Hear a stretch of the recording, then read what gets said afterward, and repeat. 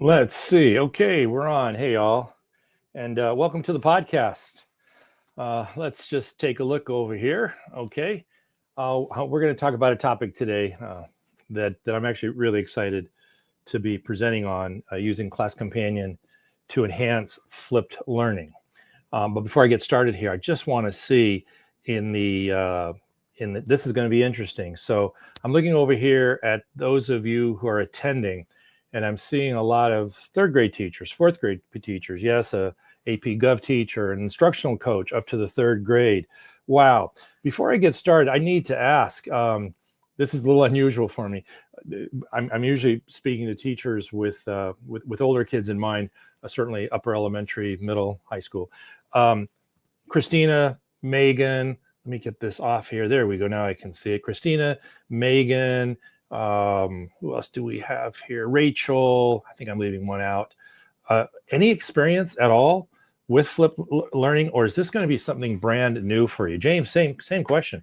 Have you yet explored the world of flipped learning? If I could just see that in the chat box. I mean, I'm going to start from scratch and give sort of an overview, but let's see first. Anybody have any experience?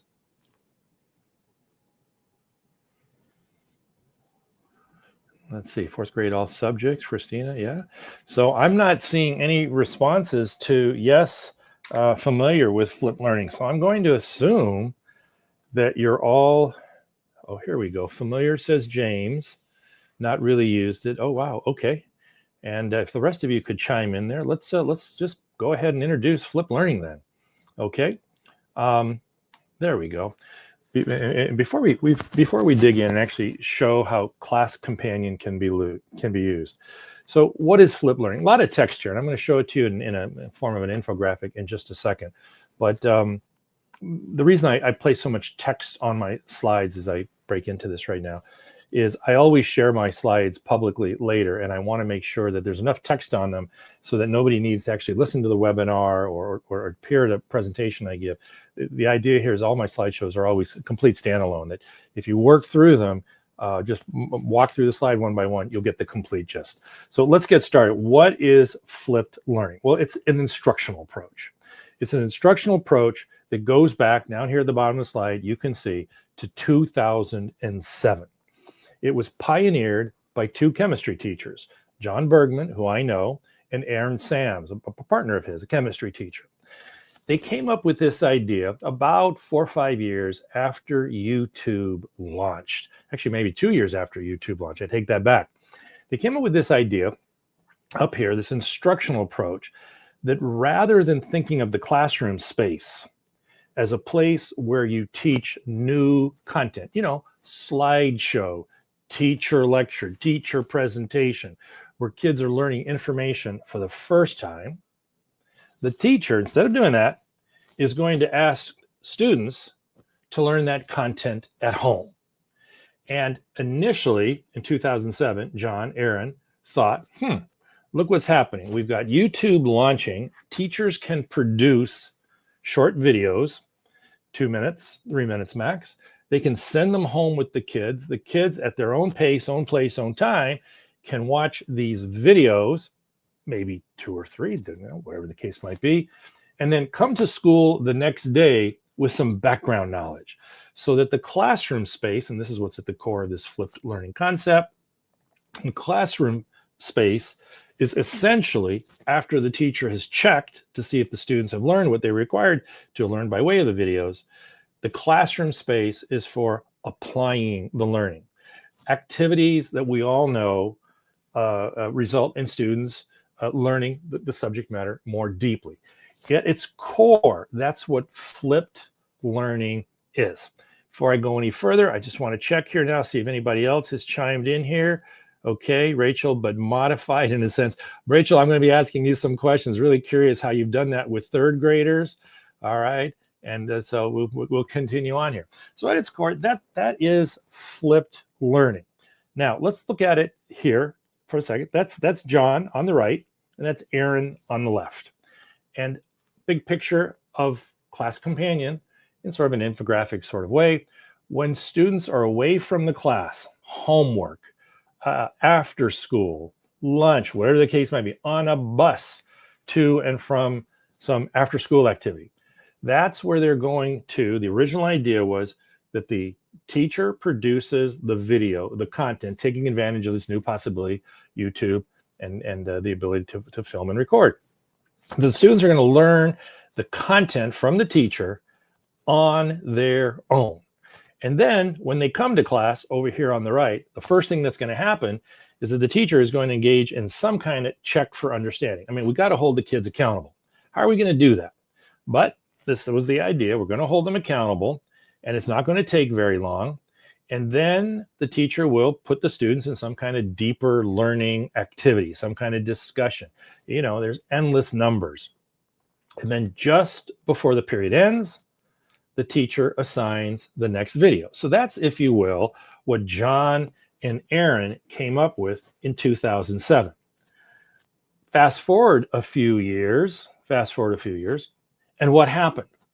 Well, PBS Learning Media, TED Ed, the crash course videos, a number, Hip Hughes, a number of teachers, a number of institutions thought, wow, this is pretty good. We'll create content for all of these classes, but we're going to produce really, really good content because we're going to put the time in and we're going to make the effort. And so class of Flip Learning evolved a little bit. There was, if you will, Flip Learning 1.0. That was teacher-produced videos. And then all of a sudden, a few years later, Flip Learning 2.0. And that was, you don't have to do your own videos, teachers, although kids like to relate to that stuff. You can, teacher, in fact, assign a video from TED Ed or from PBS Learning Media or say from the crash course or whatever the case might be, and let those guys teach your kids the content. It's not either or, it's not one or the other, but you have some choice. So that became known as Flipped Learning 2.0. So I'm starting off this presentation today, the slideshow, by explaining a little bit about what flipped learning is and how it evolved. So what's the history of it from that point on? Well, it had a really good run. It got a lot of praise and attention. I went to a John Bergman conference presentation, and you know, that room was packed, and it was the biggest room at the conference, and people treated him like a rock star. I mean, it was pretty incredible. How do you do this, John? I want to learn how to do this. This is so cool. Back to those of you who are here today and third grade, K through fourth grade, so on. I don't know. That I did not expect this. I have no clue whether flipped learning worked its way down to that level. Let's see, was that Rachel? Rachel has a connection problem, but had mentioned that she had modified it in a sense for third graders. I'm really interested in how you did that, but we have the concept, okay? So it was really, really popular. And then along came COVID, and you see that mentioned in that first paragraph there. And not only COVID, but coinciding with COVID, just before COVID, certainly through COVID, and definitely thereafter. I mean, let's face it, there's an anti-homework movement in America. I mean, the school, the high achieving school that I taught at for nearly 40 years, I just learned the principle there. This is a high achieving school where kids are expected to work, teachers are expected to assign work. The principal there just shared with all the teachers in the school that he had received a pretty angry letter from a parent. And it said, hey, this is just, you got to knock this off. This homework stuff. I mean, it's interfering with kids' after school life, which we know is really, really important. You know, if you're going to have to assign all that, do it in class. But we're not living at that time. And besides that, we're not buying into the value of the homework. And this is at a high achieving school. So COVID comes along, anti-homework movement comes along. And all of a sudden there's this attempt, this effort, these voices that are saying, enough of this. We don't want our kids locked onto a screen, or for that matter, even a book excerpt. Because along with teacher-made video, along with a video made by some other entity, a more professional, if you will, kind of video, there's really no reason why, and 1.0, 2.0 both embraced, why a teacher just couldn't send home an excerpt from a book, an article, or something like that. Have the kids learn the content that way. Even an excerpt from the textbook. So I wrote here, with so many parents turned against it, it should come as no surprise, certainly didn't to me, that since COVID, there really have been no meaningful titles related to flipped learning. Nobody's writing any books on this topic. There are no conference presentations, no webinars featuring flipped learning in their titles, and the flipped learning teachers Facebook group, which has 5,000 teachers on it. I'm a member of it. Well, I got news for you. That's crickets. I mean, John Bergman will occasionally post up there. I will occasionally post up there, but there's no engagement. It's just silent. So what do you conclude from all of that? And I know that certainly I've asked myself the question, has flipped learning died? And I've been asked a dozen times by teachers over the course of the last 2 years, isn't it true that flipped learning has died? Next slide. My belief, that's a lot of words. My belief is that hasn't died. There may not be a lot of life in it right now, but it hasn't died. But what it does need, and what can resurrect, or at the very least breathe life into flipped learning, is Class Companion. That's what I believe. In other words, I believe that if Class Companion is applied to every aspect of the flipped learning model, flipped learning can have quite a place in the educational future. I'm going to say 4th grade on, and leave it to my teachers in this group by way of comments at the end to let me know if they think 3rd, 2nd, and even 1st, but definitely from 4th on. So I know this is a lot. I just want you to glance at that just for a second and recognize it's a lot. Now what I want to do is come over to this slide. This slide, in much simpler way, is going to explain what that last slide was all about. So let's take a look. The model, the flipped learning 1.0, 2.0 model. And for the record, yes, there's been a 3.0, which really had no effect on the classroom, so not worth talking about. And there's never been a 4.0. And so basically what I'm suggesting here is a skipping of 4.0 and flipped learning going right to 5.0. And what would that look like? Well, still the model. The teacher is going to assign some homework where students are going to be called upon to learn the content. Sure, it can still be done with teacher-produced video. We're not saying excluding that. Sure, it can be done with videos of TED Ed and so on, and a reading. But we all recognize that when students get that kind of work in the age of AI, they're going to be reluctant to do it. They're going to be tempted to go straight to ChatGPT and say, tell me what I need to know. Well, what do I need to know about this topic? And so my vision for a flipped learning 5.0 is just that. Teacher can continue to do what they've always done, but recognize that it probably isn't going anywhere. And so therefore, why not just invite the kids at home, give them a topic or 2, maybe 3, and say, I want you to use AI, platform of your choosing, however you want, in whatever language you want, as simplified as you want. You direct it to teach you the topic. And if you want, even direct it to check your understanding of that topic, to prepare you for class the next day. When away from class, student uses AI to learn the assigned content. Now, how do we do that with 3rd graders, 2nd graders? Okay, challenging, but if that's where you are, stand by, because we can still stay with the old stuff. This isn't the end of it. Let's see what we can do here when in class.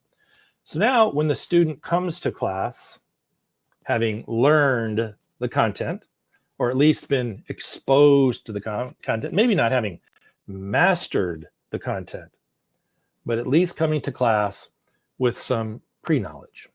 The teacher uses AI, Class Companion in particular, to create and assign checks for understandings, multiple choice questions, short answer questions that assess the extent to which the student learned what they were supposed to learn the night before by way of the homework.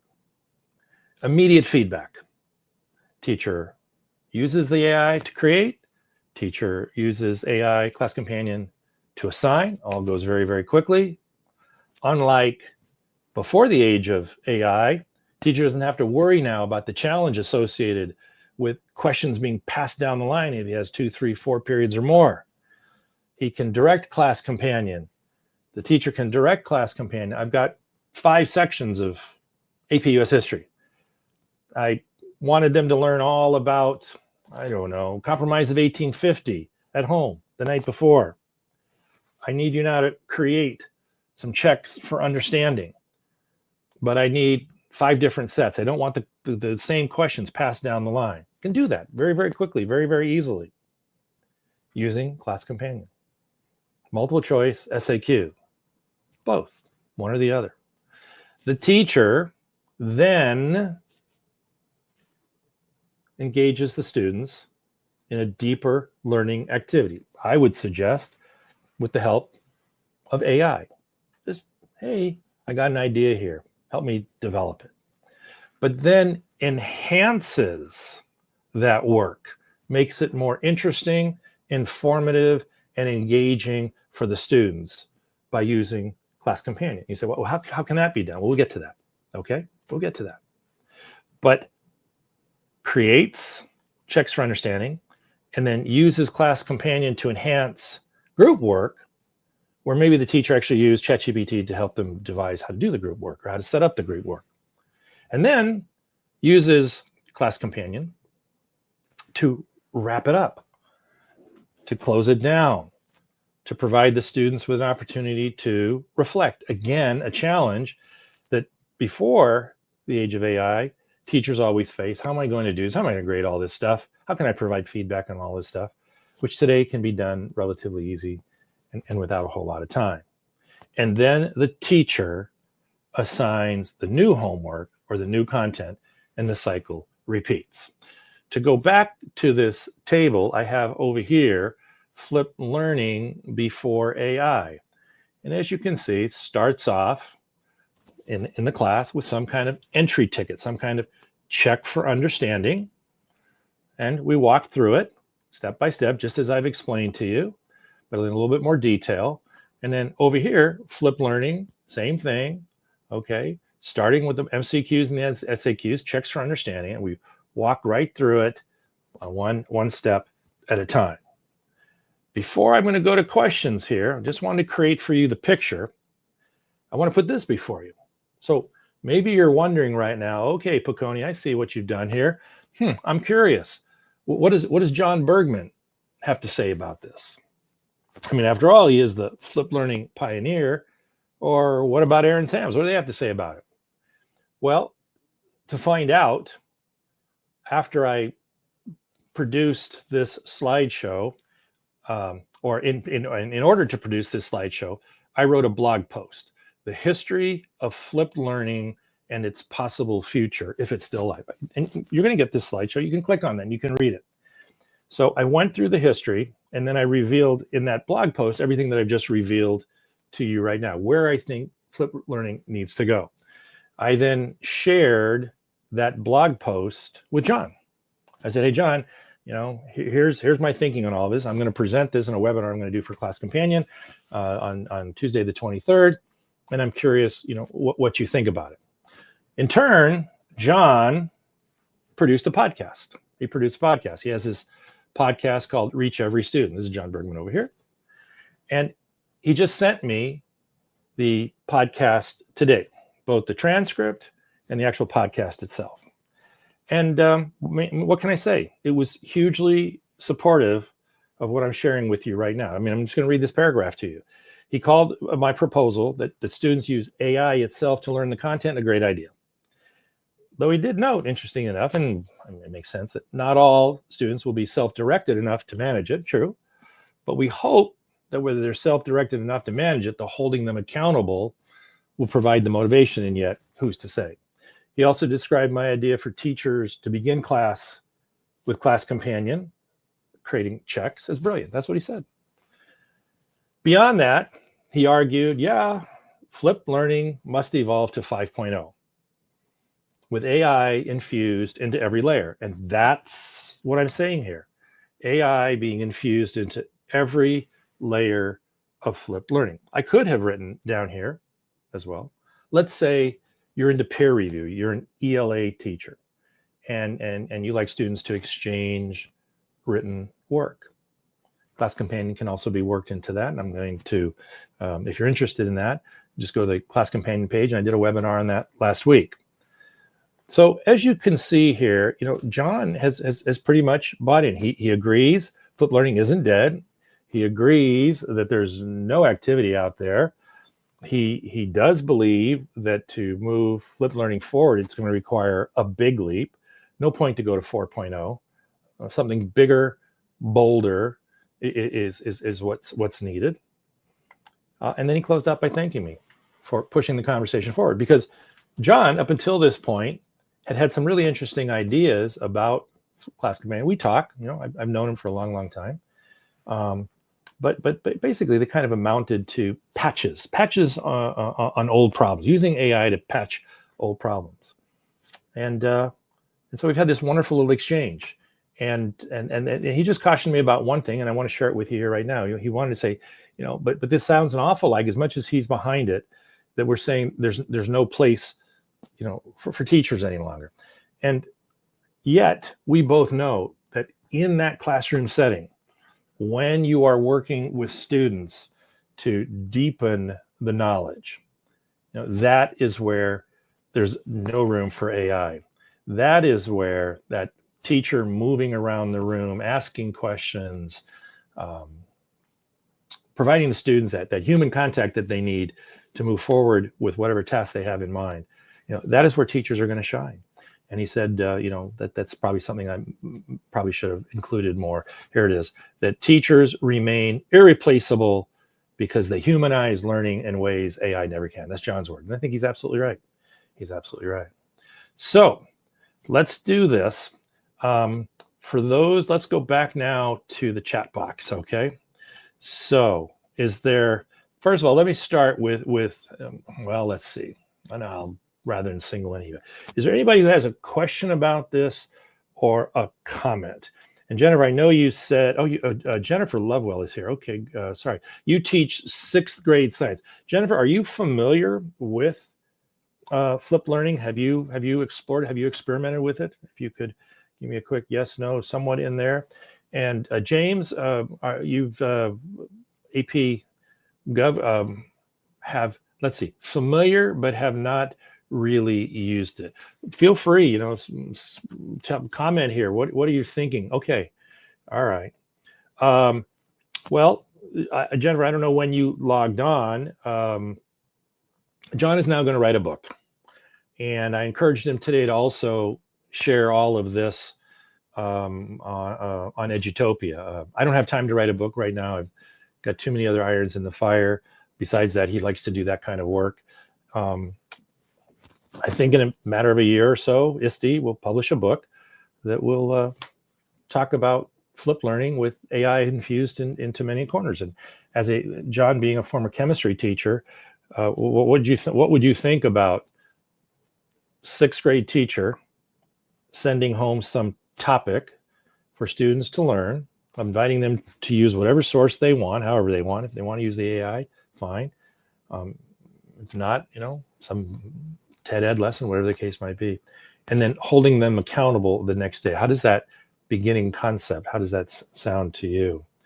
And while you're thinking about that, and if you want to respond to that, and feel free to say, oh, no, it's not going to work for me.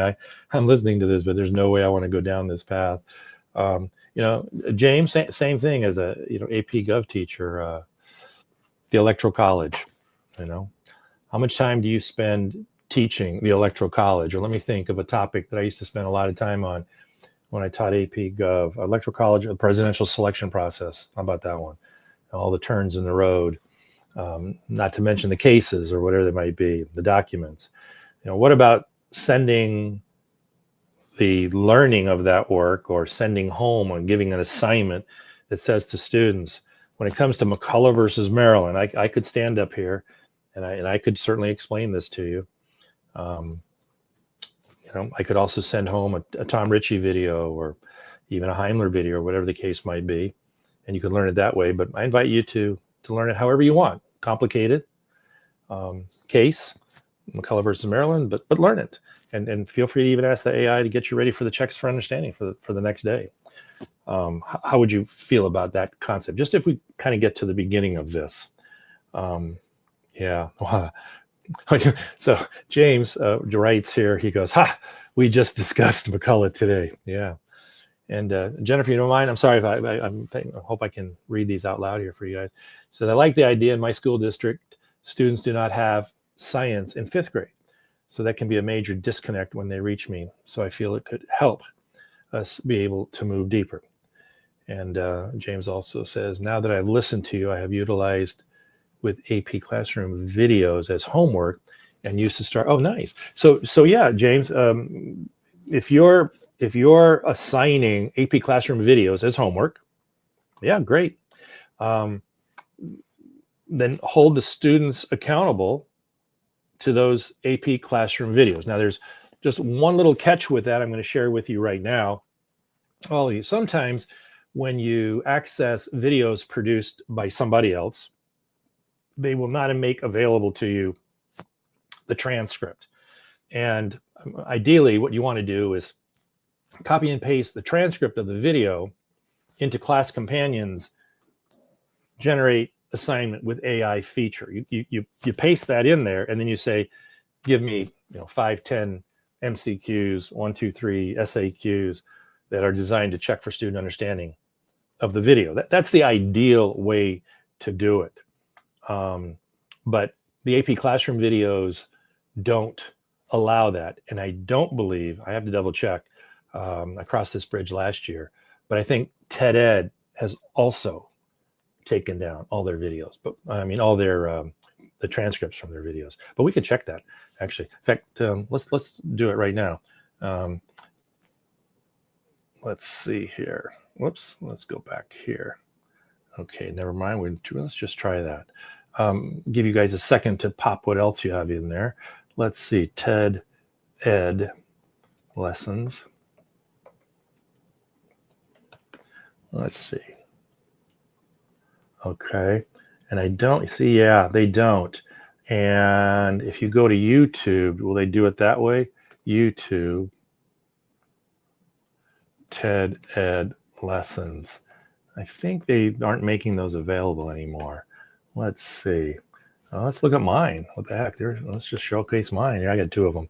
How to amend the Constitution. How about that one?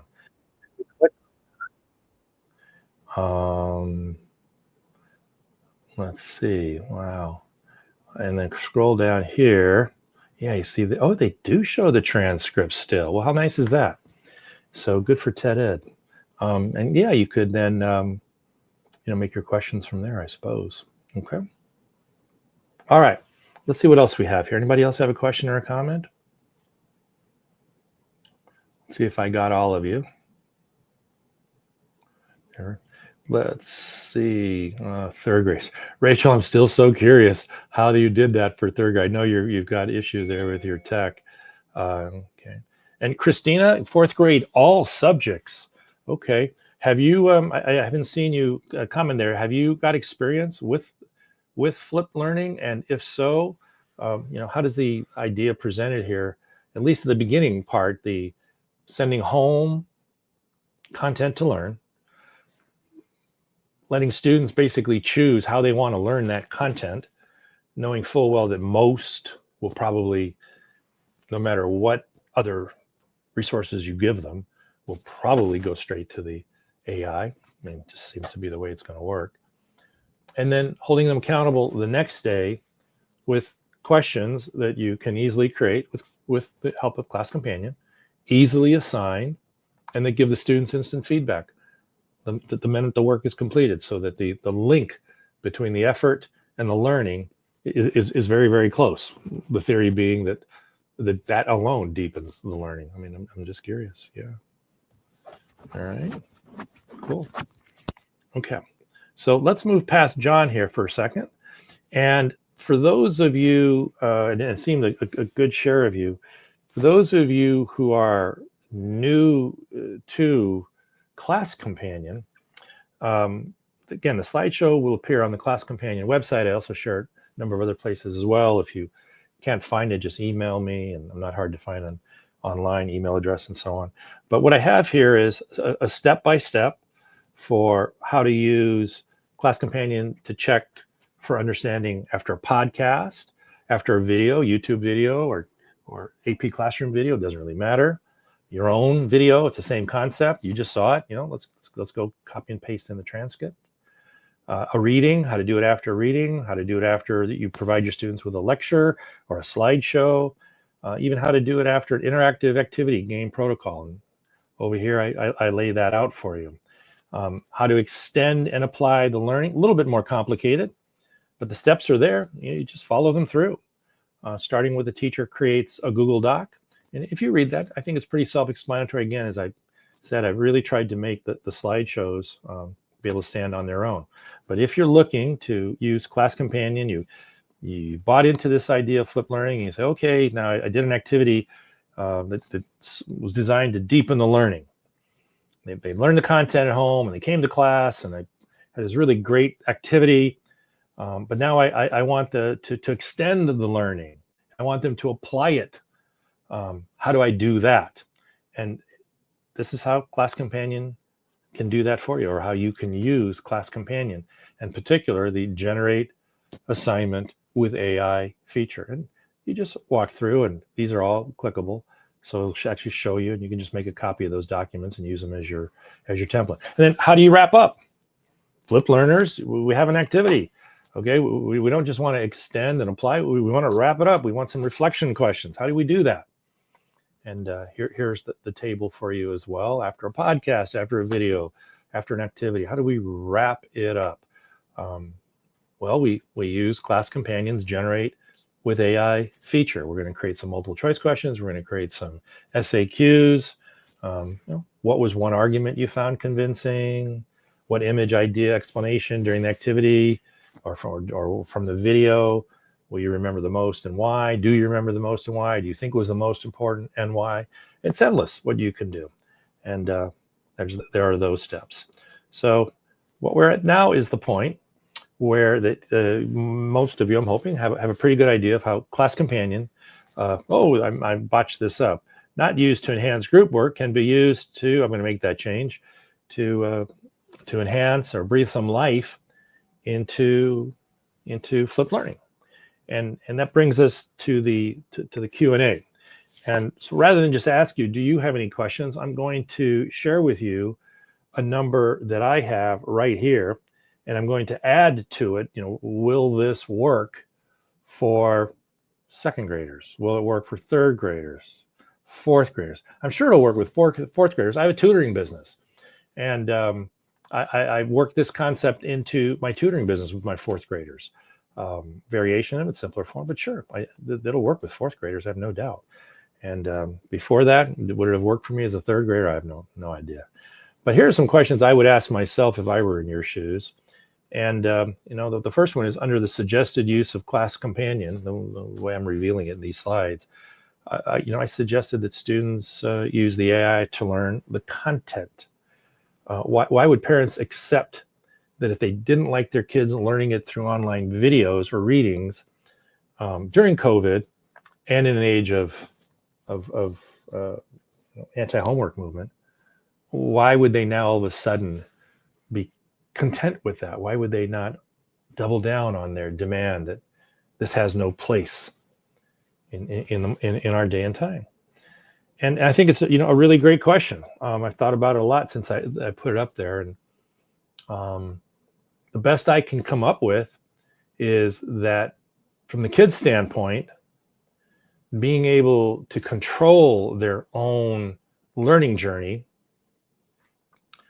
is something that I'm guessing, at least from what I've observed, they seem to enjoy. They seem to find value in. And so what I'm thinking is that if they're finding value in that, they will convey that to their parents, that this is somehow different than watching some video passively or listening to a slideshow presentation passively, reading something passively. This is interactive.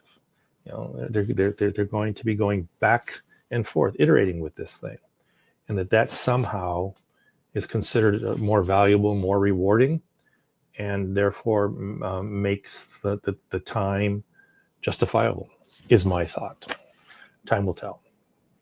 My next question that I would ask myself is, if we're going to use Class Companion to check for understanding of what they learned the night before, how accurate is Class Companion's feedback? And, I say this without hesitation. When we're talking the MCQs, it's spot on.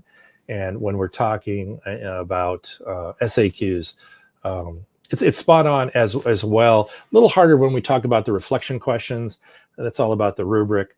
But checks for understanding, SAQs, paragraphs, 2-3 sentences, 4 or 5 max. It does a really, really fine job of accurately providing the students with feedback. And our third question, if Class Companion is doing the first pass on student work, say for the writing, extending and applying learning, if you're going to be placing it in front of students, what's to stop teachers from over relying on it and letting AI make the decisions instead of them? In other words, to what extent are we going to be okay with teachers using AI, Class Companion in particular, to assess student writing?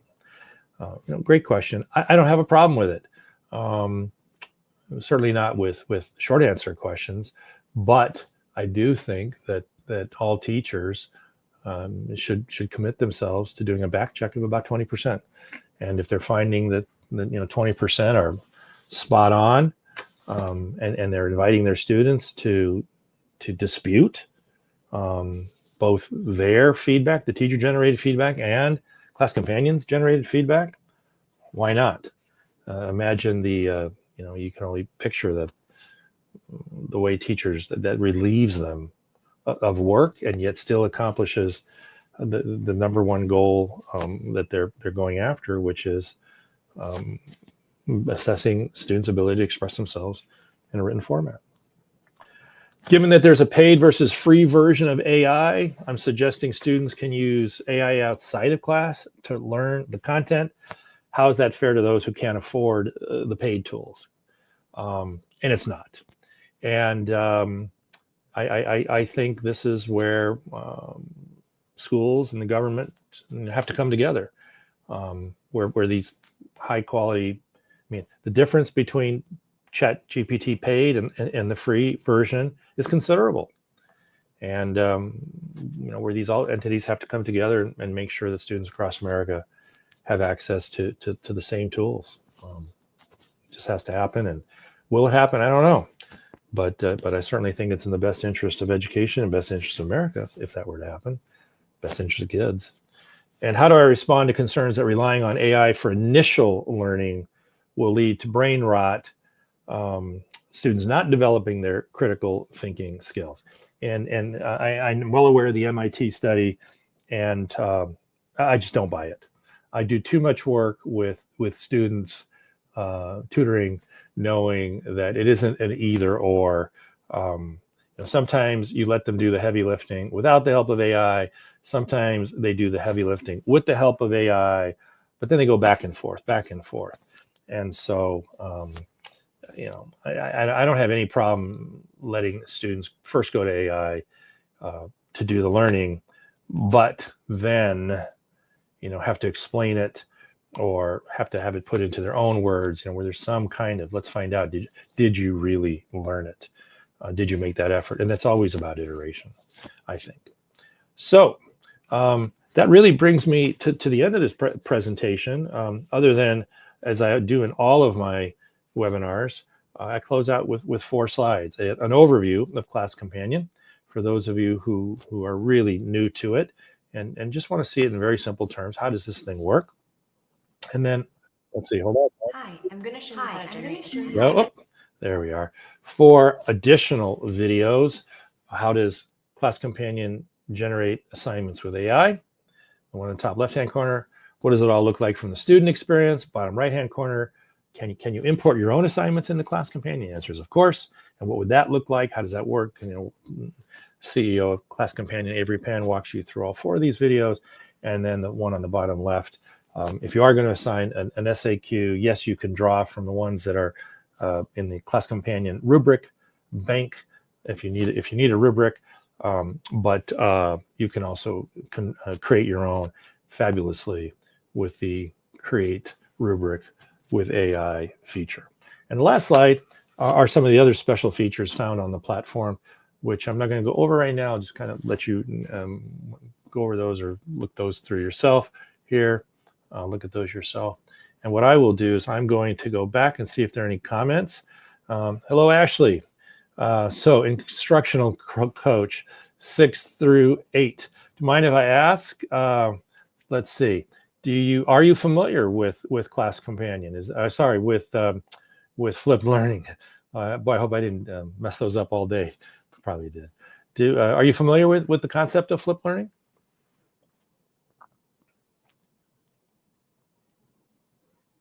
And Jennifer, this is interesting. Yeah, okay. So I don't know when you were able to check in here. At the risk of, let me see, how am I going to do this? If you go to Class Companion, the slideshow will be available up there. If you, for any, that is the Class Companion Facebook group, I'll put it up there. If for any reason, you're not a member or you want to just email me directly, I will get that to you. Yeah, no problem at all. 6:30. So did you get the core concept of how this works? Quick nutshell, historically, from the time flipped learning launched, it was all about students learning the content at home, either through teacher-produced videos or through the videos of some entity, other teacher produced, and also, of course, through a reading, excerpt, whatever the case might be.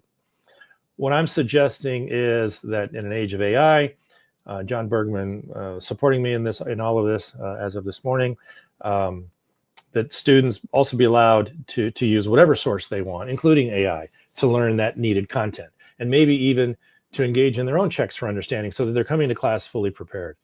That's step number one. And then using a platform like Class Companion at every turn in the road of the traditional, what is happening in class instructional approach when we're talking flipped learning. And that's what I showcased here in the webinar. So really, what is flipped learning 5.0?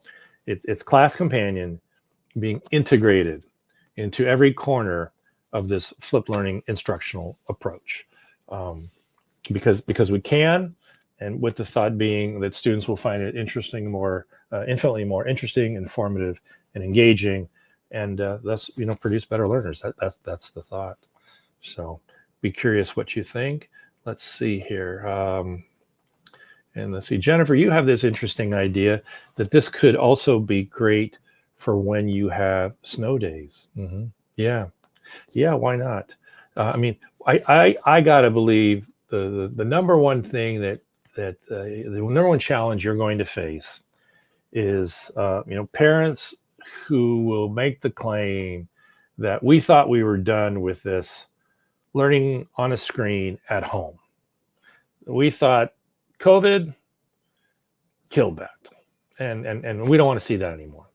And so if John and I were just talking about this, as I said, he's going to write this book, and this article obviously he's strongly supporting, and even more than that, he bought into, let's put it that way. That's going to be the big challenge, because that's in large part why flipped learning did enter a period of demise. So how are we going to respond to that? I took a stab at it, but I'd be curious how you're going to do it if in fact your parents on snow days come and say things like that to you. All right. Does anybody else have anything to say or add?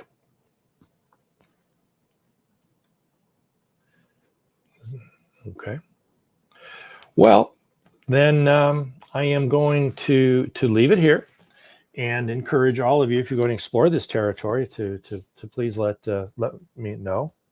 Let me know how it worked. Let John know how it worked. And the Don't be surprised if you see us talking about it at a conference somewhere down the road.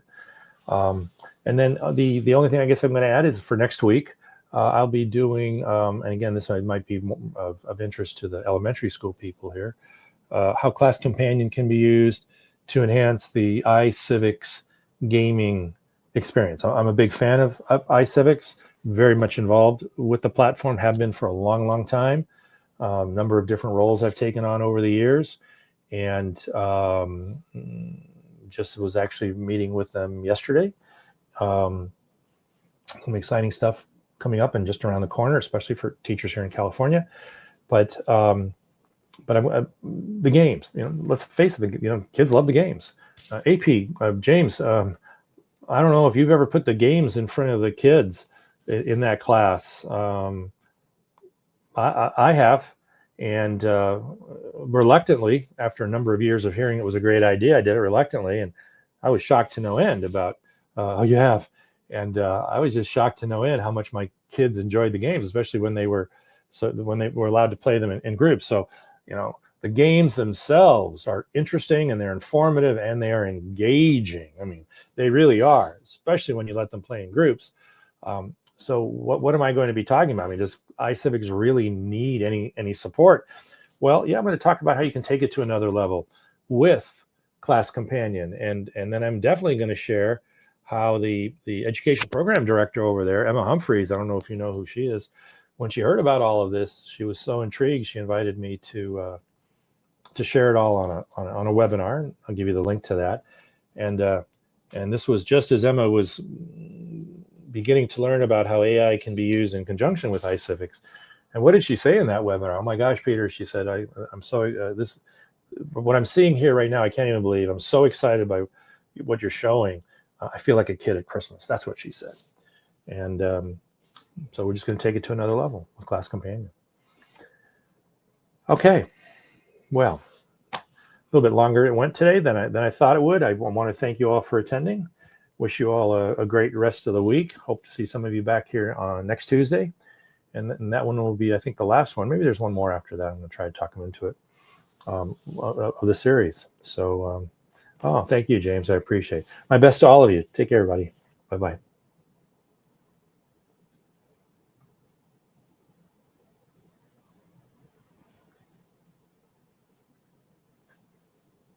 Bye, Christina.